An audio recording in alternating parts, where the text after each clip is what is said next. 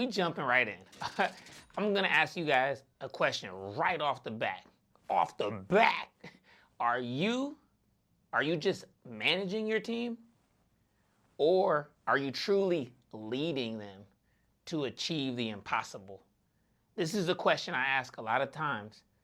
So just imagine yourself being the architect of change. And I'm not just talking about a builder of structures. Think about it as the architect.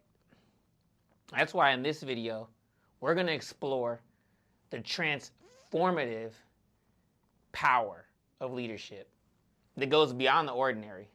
I'm saying we're going to really just dive into the heart of transformational leadership. So I've talked to you about different styles of leadership, and this is one we're going to cover today that I really am a big fan of.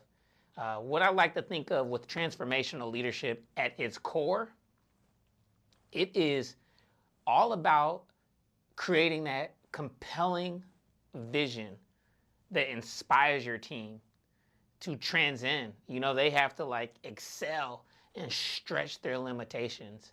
But it's also about empowering them to achieve more than they ever thought they could actually do. So that's why I always like to say, have those stretch goals. How do you stretch your team without letting them break? So let's break it down first. We'll break down the key elements that really set transformational leaders apart from other leaders. So we'll start with the inspirational motivation portion. And there's a theory I kind of like to think of, like the lighthouse vision. So think of your vision, the way you think and how you see things, as a lighthouse. So you're guiding your team through crazy weather and stormy seas. But look, it's not just about setting goals, because now it's about illuminating the why behind those goals. So again, your vision is the lighthouse. When it's dark and stormy, you and your vision is responsible for guiding the ship of people through those rough waters. Really put that into perspective. You are responsible for that. So when your team understands the purpose, then they're going to be driven by more than just tasks and action items. They're going to actually be driven by a shared mission. So I specifically bring that topic up because I've definitely seen this a lot. I've seen a lot of, compelling, motivative leaders that are able to transform those people around them based on their vision. So the next thing that I'm going to jump into from there is just having that intellectual stimulation. You have to think of yourself as like an innovation incubator or a think tank, right? Where you really cultivate that environment. You have to build an environment where ideas are seeds, and your team is the incubator. You have to challenge the status quo, push the limits. You have to encourage experimentation, but at the same time, it's going to be important to create a safe space for creativity, because it is all about fostering a culture where every voice is going to be heard and every idea is going to be valued. That doesn't mean you take every idea and every voice and implement it, but make sure that they are heard. And you have to do that by encouraging your people, your team, your followers, your customers to think outside of the box. Remember, plant the seeds, have the incubator. Next, I'm going to say individualized consideration. So that's that tailored compass I mentioned in another video before. Like, how do you recognize that each team member is going to be a unique guiding compass, but they're going to need personalized guidance? So you have to provide tailored support and mentoring to help them navigate their journey. You have to understand them. And then that's when things start working.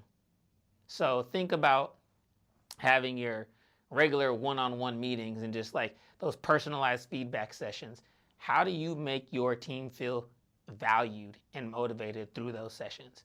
You don't just go in there and bash them and say what they're doing wrong.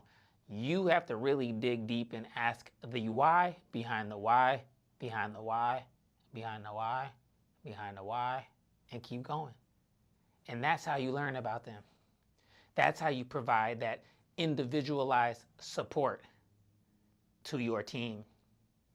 You have to think about the impact of transformational leadership because it's going to continue to extend so far beyond individual achievements, even though they are cornerstone to making things happen.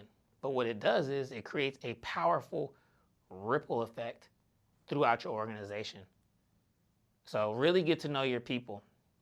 Really make sure that your vision is clear, even when things are dark and stormy, because then you're going to also have to learn how to enhance the organizational performance.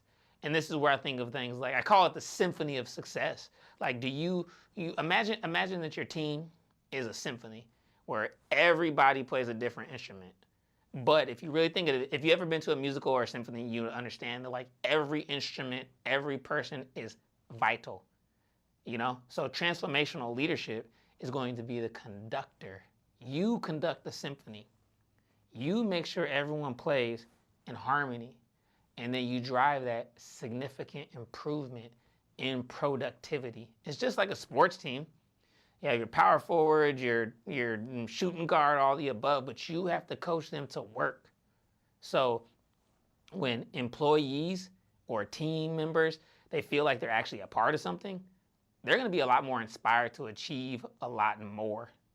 I think, and on the flip side is when they don't feel like they're a part of something, it makes it a lot more difficult. Think about situations where you had someone on the team who really felt like they weren't a part of the team. Think about how hard it was to get them on track and help the rest of the team perform. And it's not that they're the weakest link, it's just that they don't feel like they are a part of the team. So you have to go understand your people. Do it with your family, understand your friends, your circle, and then start driving that innovation and change, because that is the catalyst for transformation. And like I said, in a world where change is literally the only constant, transformational leaders are going to act as the catalyst. They're going to spark that innovation, and they're going to drive transformation, hence the name, transformational leadership. Now, by encouraging creativity, which is a big thing, I think you have to really be able to encourage that creativity. And I don't mean like arts and crafts, I mean just like creative thinking. You also have to be open to new ideas. Don't let yourself be static and not be open to new ideas, because that's going to make it hard for you to stay ahead of the curve. So you have to think, okay, what are we trying this new? What are we willing to kind of like maybe dip our toes in that's not going to work, but it may work? Like that's how you got to drive innovation and change within your teams, within your household, within your friends, within your business, within your followers. Start encouraging them to do different things. Try new things, and then work on fostering engagement. I'll use the analogy of like the garden of commitment. That's what it is, right? You think of your team as a garden. So when you think of your team as a garden, where each person on the team is going to be a valuable plant. So you have a garden full of plants. Transformational leadership is going to cultivate this garden, meaning you're going to foster an environment where your plants, i.e. employees, are truly engaged and committed. Does that make sense? Once they're engaged and committed, then everything becomes a garden. So an engaged employee is going to be your greatest asset, meaning that if you have a larger plant or a plant that's bearing great fruit, then that will be an asset to your garden. So that's going to lead to bigger success overall. Does that make sense? I'm hoping this makes sense to y'all. What I'm saying is you have to nurture your people, provide that vision for them. You have to become You don't have to, but it's important that you become transformational because, again, like I always say, this is really a journey of continuous self-improvement, continuous development. You have to dig deep. You have to dig deep. And just like I was saying in my other videos, you're going to have to really focus on self-awareness and enhance that. Enhance your emotional intelligence. If you don't know what that stuff is, go study it now. Get your inner compass calibrated. I'm trying to give y'all some game. You hear it? Get your inner compass calibrated. Calibrate your inner compass. And you do that by understanding and managing your emotions. Don't be no punk. Don't be no, you feel me? All you got to do is like really start being more reflective. Be more open to feedback. That's how you get better. Take feedback. What do they say, man? A hater is going to give you feedback.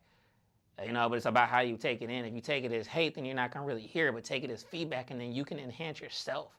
And that comes from emotional intelligence. And then you go build those strong relationships. You go navigate the complexity of life and leadership, all of that. And leadership. Did I say leadership or leadership? I don't know. But what I meant is you're going to do both. There's going to be some leadership that you finna really get into and leadership that you're about to dive into. Again, lean into things like that. And lastly, I'm going to talk about the blueprint for success, which is really just being able to craft that like direction and map it out. You got to be able to develop a compelling vision that's going to align. It has to make sense with your team and your business and your organization's values and aspirations. So you see how everything's coming together? Like, to get your team's value and aspirations, you have to be able to communicate vision effectively. But you have to do that by learning who they are. And in order to learn who they are, you have to have self-awareness and know who you are. So you can ask the questions that you need to ask to learn who they are. And that comes from effective communication and influence, which is the bridge of connection. Really think about it. That is the bridge of connection, is effective communication and relationship building, all that. And that takes skills. It ain't easy. I'm not gonna lie, it's not easy, because you gotta, like I talked about in the other bit, you go watch my other videos, man. Active listening, things like that. Don't just speak, being empathetic, clearly articulating your ideas. All of that is why we are here right now. Build trust, build influence. I've been giving y'all the game. Y'all not soaking it up though, man. That's the problem.